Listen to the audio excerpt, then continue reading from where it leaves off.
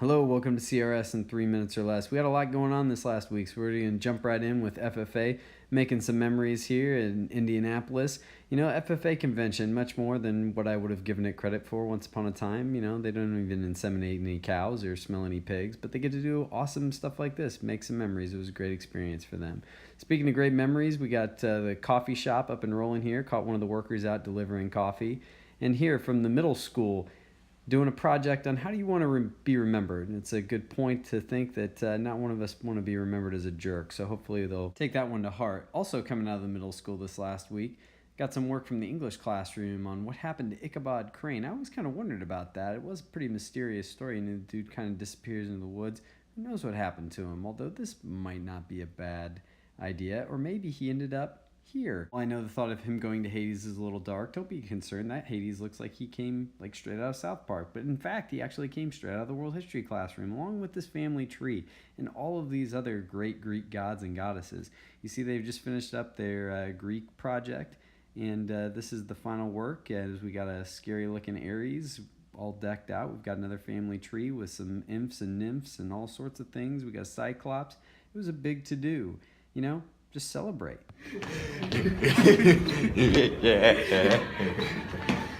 Just like these guys are glad to be done with one thing and on to the next. Here we got the facts classroom giving us a little idea about how the digestive system works. Got a little apron project, you know, all sorts of things. And I don't know, even if you're not in the real world, this isn't acceptable. Well, that might be wrong. This computer app project is just so right.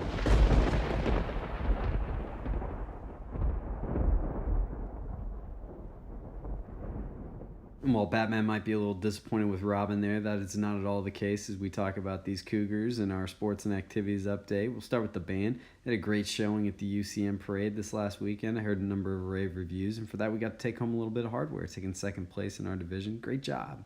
Also, the cross-country kids competed this last weekend at districts up at Marshall, and we had a state qualifier as Taylor Hurley finished 13th and will move on to state next week and run a state cross-country meet in Jefferson City. Sadly, it was also the end of the season as the volleyball girls went down, but it wasn't because of a poor effort.